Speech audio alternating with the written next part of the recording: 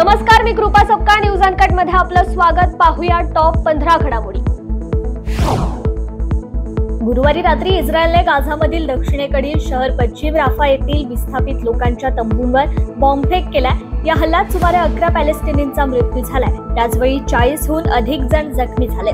सर्व जखमींना रुग्णालयात दाखल करण्यात आले. पॅलेस्टिनी सुरक्षा आणि वैद्यकीय सूत्रांनी काल इस्रायली बॉम्बस्फोटाची माहिती दिली आहे. रशिया युक्रेन युद्ध 2 वर्षांहून अधिक काळ सुरू आहे. सध्या हे युद्ध संपताना दिसत नाही.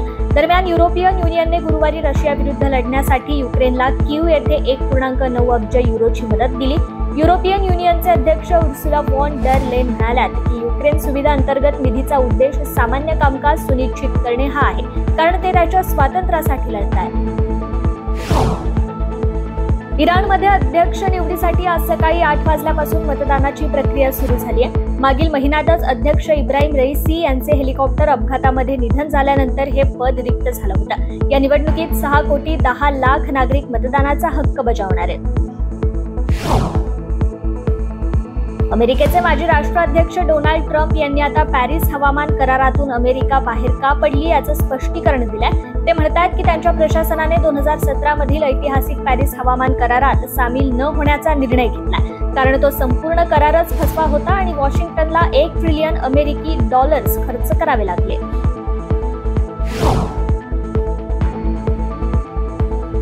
पंतप्रधान नरेंद्र मोदी हे पुढील महिन्यात 2 दिवसीय रशियाच्या दौऱ्यावर जाणार आहेत. पंतप्रधान मोदी हे 8 आणि 9 जुलै रोजी रशियाला भेट देणार आहेत. यावेळी ते रशियाचे राष्ट्राध्यक्ष व्लादिमीर पुतीन यांच्यासोबत द्विपक्षीय शिखर बैठक घेणार आहेत. या बैठकीत तेल, द्विपक्षीय संबंध, युक्रेन रशिया युद्ध यासोबत अनेक मुद्द्यांवर दोन्ही नेत्यांमध्ये चर्चा होऊ शकते.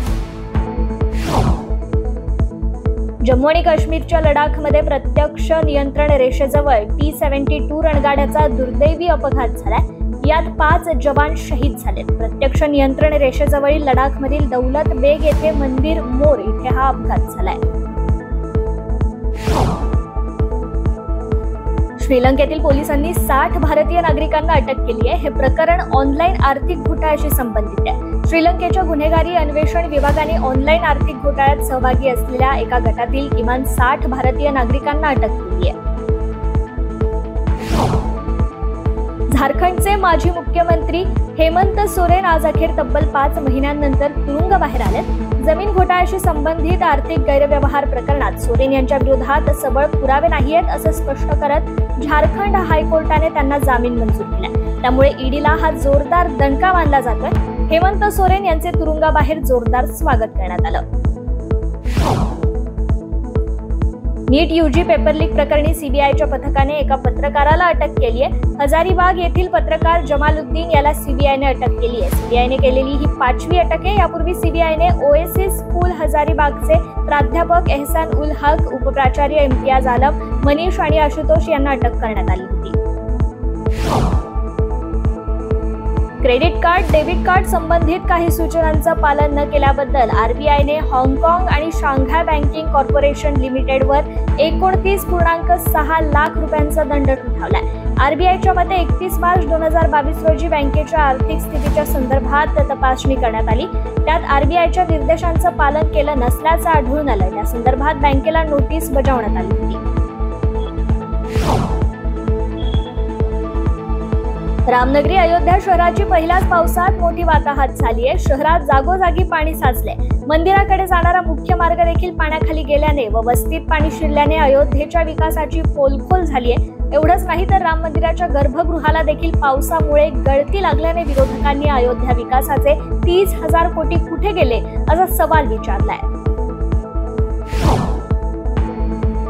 अमेरिकेच्या अंतराळ संशोधन संस्था नासाच्या सूचनेनुसार बुधवारी रात्री एका तुटलेल्या उपग्रहामुळे अवकाश कचऱ्याचा धोका निर्माण झालाय. यामुळे अंतराळात असलेल्या भारतीय वंशाच्या अमेरिकन अंतराळवीर सुनीता विल्यम्स आणि ब्रूच विल्मोर यांना तात्काळ संरक्षण कक्षेत जाण्याचे आदेश देण्यात आलेत.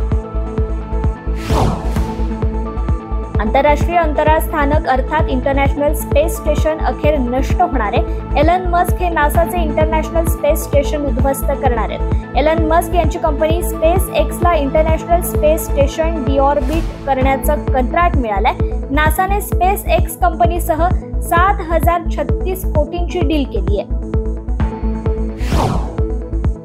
T20 वर्ल्ड कप 2024चा अंतिम सामना भारत आणि दक्षिण आफ्रिका यांच्यात होणार आहे। मात्र हा हाय व्होल्टेज सामना बार्बाडोस मध्ये आज खेळला जाणार आहे। पण दोन्ही संघांनी एकही सामना न गमावता अंतिम फेरी गाठली आणि अशा स्थितीत फॉर्मात असलेल्या दोन संघांमध्ये चुरशीची लढत पाहायला मिळणार आहे। प्रभास दीपिका पदुकोण दिग्दर्शित आणि नाग अश्विन दिग्दर्शित कल्की 2898 AD बॉक्स ऑफिसवर धुमाकूळ घालतोय। या चित्रपटाने पहिल्याच दिवशी अनेक विक्रम मोडले आणि दमदार कलेक्शन केलंय। कल्की 2898 AD ने पहिल्याच दिवशी 6 भाषांमधील बॉक्स ऑफिसवर 95 कोटींचा कमाई केली होती। त्यात हिंदीत चित्रपटाचा वाटा 22.5 कोटी इतका होता। टॉप 15 मध्ये आज इथेच थांबूयात। पाहत रहा न्यूज अनकट। धन्यवाद।